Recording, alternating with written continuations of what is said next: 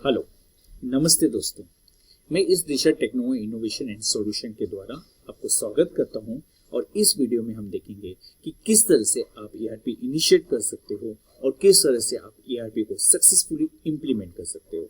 तो अगर आप कोई बिजनेस ओनर हो या बिजनेस मैनेजर हो और आप चाहते हो कि बिजनेस में ट्रांसफॉर्मेशन लाना है, तो डेफिनेटली मेरा ये वीडियो आपको बहुत हेल्पफुल टेक्निक्स देगा और बेनिफिट करेगा, क्योंकि मैं इस वीडियो में आपको स्टेप बाय स्टेप स्ट्रैटेजी बताऊंगा और जिससे आप इसको फॉलो कर सकते हो और फॉलो करने के बाद आप इस ईआरपी को एक सक्सेस जर्नी कर सकते हो।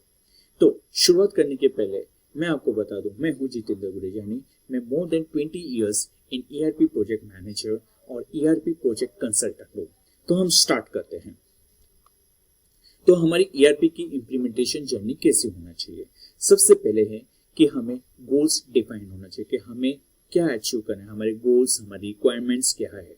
उसको मद्देनजर से हमें गोल्स को प्रॉपर्ली डिफाइन करने के बाद एक स्ट्रेटेजी बनानी है कि हम इस गोल्स को आगे कैसे लेके जाए।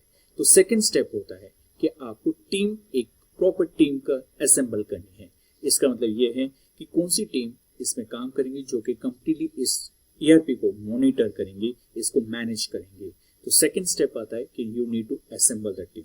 थर्ड होता है कि डेफिनेटली अभी टीम तो हो गई, बट हमें कौन से सिस्टम हमें बेस्ट फिट करता है हमारे ऑर्गेनाइजेशन रिक्वायरमेंट के हिसाब से, हमारे ऑब्जेक्टिव के हिसाब से। तो आपको प्रॉपर ईआरपी सिस्टम को चूज करना है। फोर्थ होता है कि आपको डिटेल्ड प्लान, एक ईआरपी डिप्लॉयमेंट होना पड़ता है कि हमारा इम्प्लीमेंटेशन प्लान क्या होना चाहिए। So this will be work from the ERP consultant also कि भाई हमारा डिटेल प्लान कैसे होना चाहिए, ईआरपी को किस तरह से हम सक्सेसफुली डिप्लॉय करेंगे। उसके बाद डेफिनेटली हमारे पास ट्रेनिंग रहनी चाहिए। We need to provide a comprehensive training to the team. इसका मतलब ये है कि हमें ट्रेनिंग्स देनी है, अपने एंड यूजर्स को ट्रेनिंग, हमारे मेन डिपार्टमेंटल यूजर्स को training to the new system. तो ये इंपॉर्टेंट है बिकॉज देन ओनली वो चेंज मैनेजमेंट करेंगे, वो नए सिस्टम को अडॉप्ट करेंगे। तो उसके बाद आता है गो लाइव एंड मॉनिटरिंग होना चाहिए कि आप एक ईआरपी सिस्टम को आप गो लाइव कर रहे हैं और कंटिन्यूसली उसका सिस्टम को आपको मॉनिटर होना चाहिए। तो सिंपल स्टेप्स है कि आपको गोल्स डिफाइन करने हैं, आपको असेंबल टीम करनी है, आपको ईआरपी सिस्टम चूज करना है, इम्प्लीमेंटेशन प्लान होना चाहिए आपके पास टीम, कौन सी टीम इसमें इन्वॉल्व रहेंगे इस ट्रेनिंग प्रोग्राम्स में, वो ट्रेनिंग प्रोग्राम्स हमें प्लान करने रहते हैं। एंड देन फाइनली एक बार ट्रेनिंग्स कंप्लीट हो जाती है तो हमें उस ईआरपी को गो लाइव एंड मॉनिटर करना पड़ता है। गो लाइव मतलब आप उस ईआरपी को एक लाइव ट्रांजैक्शन या लाइव स्टार्ट करोगे और उसके ऊपर जैसे जैसे उसमें कुछ इटरेशन होते हैं या कुछ इंप्रूवमेंट करना है तो हम उसमें इंप्रूवमेंट कर सकते हैं। तो ये इंपॉर्टेंट फेज है जहाँ पे लास्ट स्टेप आता है गो लाइव एंड मॉनिटर। तो ये है कंप्लीट ईआरपी की इंप्लीमेंटेशन की जर्नी। अब ईआरपी सिस्टम क्या होता है, एक जस्ट ओवरव्यू होता है। ईआरपी एक सॉफ्टवेयर सिस्टम है जहाँ पे आप डिफरेंट रिसोर्सेज को पुल करते हैं। रिसोर्सेज मतलब मॉड्यूल्स या फीचर्स आप बोल सकते हैं। जैसे हर यूजर्स अपने अपने डिपार्टमेंट में काम करता हूँ। एक फाइनेंस है जो अपनी इनवॉइसिंग एंड पेरोल में देखता हूँ। एक इन्वेंट्री एंड सप्लाई चेन है जो स्टॉक्स एंड ऑर्डर्स को देखते होंगे। एक सेल्स एंड कस्टमर है जो कि सीआरएम और ऑर्डरिंग प्रोसेसिंग को पूरा वहाँ पे हैंडल करते होंगे। एक एचआर प्रोसेस है जो एम्प्लॉय के रिकॉर्ड्स, उनके सैलरी प्रोसेसिंग वो हैंडल करते होंगे।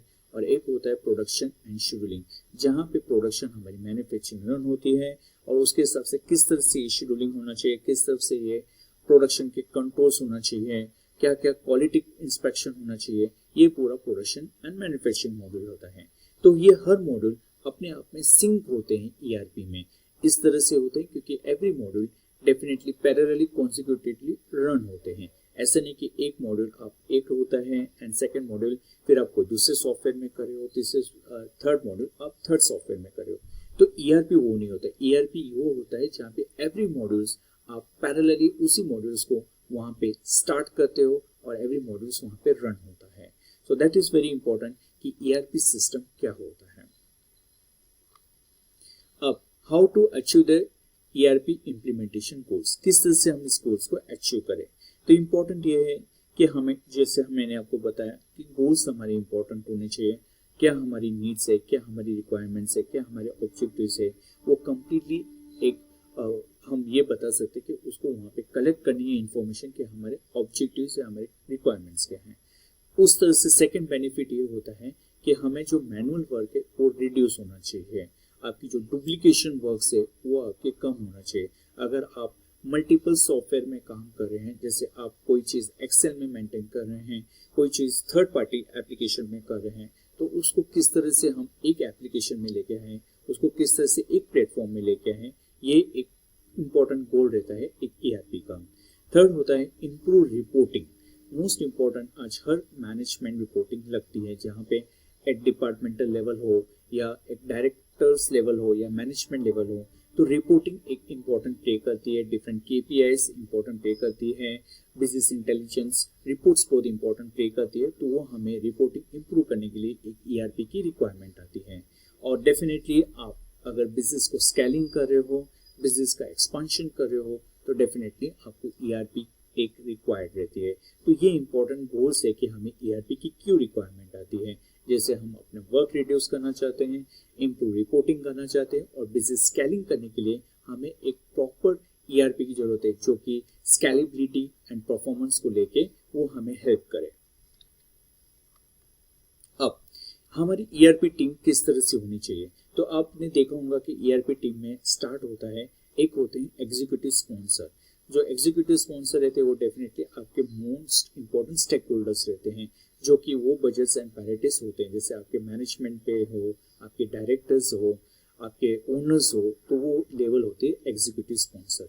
उसके बाद आता है प्रोजेक्ट मैनेजर, जो कि कंप्लीट इंटायर ERP प्रोसेस को मैनेज करता है, दैट इज प्रोजेक्ट मैनेजर, जहाँ पे वो कंप्लीट ERP की शेड्यूलिंग करता है, उनकी डेडलाइन, उनकी टाइमलाइन, उनकी टीम कैलिब्रेशन, कम्युनिकेशन करता है स्टेक होल्डर से। ये प्रोफाइल उस प्रोजेक्ट मैनेजर को होता है। फिर उसके लेवल डिपार्टमेंटल हेड्स होते हैं, डेफिनेटली हर डिपार्टमेंट के हेड्स होते हैं, तो उनसे भी हमें इनपुट लेना पड़ता है। तो इस तरह से थर्ड हायरार्की में आते हैं। फोर्थ होते हैं IT स्पेशलिस्ट, डेफिनेटली कोई टेक्निकल जहाँ पे रिक्वायरमेंट आती है तो हमें IT स्पेशलिस्ट रहता है एक डिपार्टमेंट के अंदर, तो उनका एक ये प्रोफाइल बनता है जहाँ पे कोई भी टेक्निकल ग्लिचेस होते हैं या टेक्निकल सपोर्ट लगता है तो वो IT स्पेशलिस्ट का हमें सहायता लगती है। एंड फाइनली रहते हैं जो एंड यूजर, जो ERP में कंप्लीटली एंट्री करेंगे, जहाँ पे वो ट्रांजैक्शन पोस्ट करते हैं, तो that are the end user. So इस तरह से ये ERP की टीम हायरार्की होती है। नाउ आपको कौन से ERP सिस्टम चूज होना चाहिए, तो ये इंपॉर्टेंट है।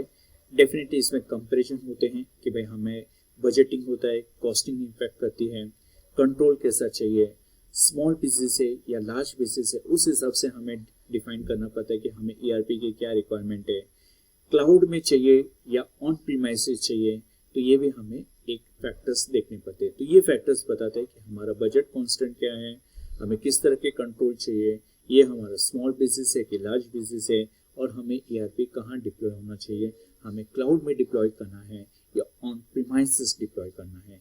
तो ये इंपॉर्टेंट है, और उसके हिसाब से आप ERP सिस्टम चूज कर सकते हो and which fits your needs. तो ये नीड्स देख के ये भी फैक्टर्स हमें कंसिडर करने पड़ते हैं। अब ERP की इम्प्लीमेंटेशन प्लानिंग कैसे होती है, तो जैसे पहला होता है किक ऑफ मीटिंग होती है, सेकेंड होता है डेटा प्रिपरेशन होता है, एंड थर्ड आपका प्रोसेस मैपिंग होता है। इसके अलावा भी रहते हैं जैसे यूजर्स ट्रेनिंग होते हैं, यूजर्स ट्रेनिंग के बाद गो लाइव होता है, और इस तरह से ये ERP की कंप्लीट साइकिल कंप्लीट होती है। बट ये जो है, अब ये जो स्लाइड में आप देख रहे हैं, ये प्लानिंग सीक्वेंस में रहता है, जहाँ पे किक ऑफ, डेटा प्रिपरेशन और प्रोसेस मैपिंग होता है। अब यहाँ पे हम देखेंगे कि इसमें क्यों ERP इम्प्लीमेंटेशन कभी कभी फेल्ड हो जाते हैं, क्या मिस्टेक्स होती है, वो हम यहाँ पे देखेंगे। तो पहला होता है लैक ऑफ क्लियर गोल्स, क्योंकि ऑर्गेनाइजेशन के अगर उन्होंने कोई ERP इम्प्लीमेंट करना चाहती है, ERP लाना चाहते हैं, तो एक बात तो कोई ऑर्गेनाइजेशन में कोई गोल्स नहीं रहते हैं, उनके ऑब्जेक्टिव्स क्लियर नहीं रहते हैं कि हमें क्या इस ERP से अचीव करना है, क्या हमें ROI चाहिए, तो वो चीज़ वहाँ पे फेल, वहाँ पे उनकी क्लैरिटी नहीं रहती है। सेकेंड होता है निगलेक्टिंग एम्प्लॉय ट्रेनिंग। बहुत बार हमने ये देखा है कि ERP तो लाते हैं, ERP के बाद हम एम्प्लॉय को, एंड यूजर्स या डिपार्टमेंटल यूजर्स को ट्रेनिंग नहीं हो जाती है, उसकी वजह से भी कॉमन मिस्टेक्स होती है और जिससे ERP फेलियर के पॉसिबिलिटी बढ़ जाती है। हेस्टी इम्प्लीमेंटेशन, मतलब फास्ट इम्प्लीमेंटेशन होता है, तो उस कारण जो आपके इम्प्लीमेंटेशन पार्टनर है या आपने उनको जिस तरह से उनकी डेडलाइन होती है या आपने उनको ऐसी कोई डेडलाइन दी है और जिससे वो फास्ट इम्प्लीमेंटेशन कर रहे हैं, और डेफिनेटली उसके वजह से ERP एक फेल्यूर या मिस्टेक्स हो सकती है। And in adequate data cleaning ये इंपॉर्टेंट है, जहाँ पे हमें डेटा माइग्रेट करना पड़ता है ओल्ड लीगेसी सिस्टम से न्यू डेटा सिस्टम से, और हो सकता है हम वहाँ पे जो डेटा हम माइग्रेट कर रहे हैं, हमने बहुत से डेटा इम्प्रॉपर डेटा इनको वापस डाल दिए हैं या उनको डेटा को इनएडिक्वेट इंफॉर्मेशन से वापस हमने उन पे इंपोर्ट किए हैं, या उसमें हमारा टाइम डिले हो रहा है उस डेटा क्लीनिंग करने के लिए, उसके वजह से भी हमारा ERP फेल्यूर हो सकता है। तो ये रीजन से, ये फैक्टर्स है जिसे आप देख सकते हैं कि कॉमन ERP मिस्टेक्स होती है। ओके, अब आपकी इम्प्लीमेंटेशन इनिशियल किस तरह से होनी चाहिए, किस तरह से आपको सक्सेस मिलनी चाहिए। तो एक तो है कि डेफिनेटली इनिशियल स्टेज में हमें लिमिटेड ERP फंक्शनलिटी होनी चाहिए, जैसे कि हमारे जो यूजर्स है पहले जो कोर मॉड्यूल से, कोर बिजनेस मॉड्यूल से वहाँ पे पहले कॉन्सेंट्रेट करें। तो एक लिमिटेड ERP अगर हम फंक्शनलिटी करेंगे तो और हम वहाँ पे फोकस हो पाएंगे।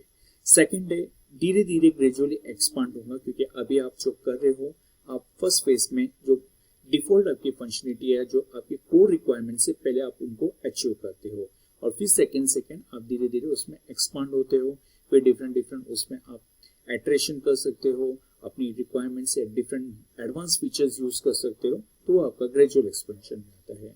उसके बाद रेगुलरली कम्युनिकेशन होना चाहिए इंटरनली टीम से, प्रोजेक्ट मैनेजर, स्टेक होल्डर से, और कम्युनिकेशन की वजह से ही हम इसमें सक्सेस ला सकते हैं।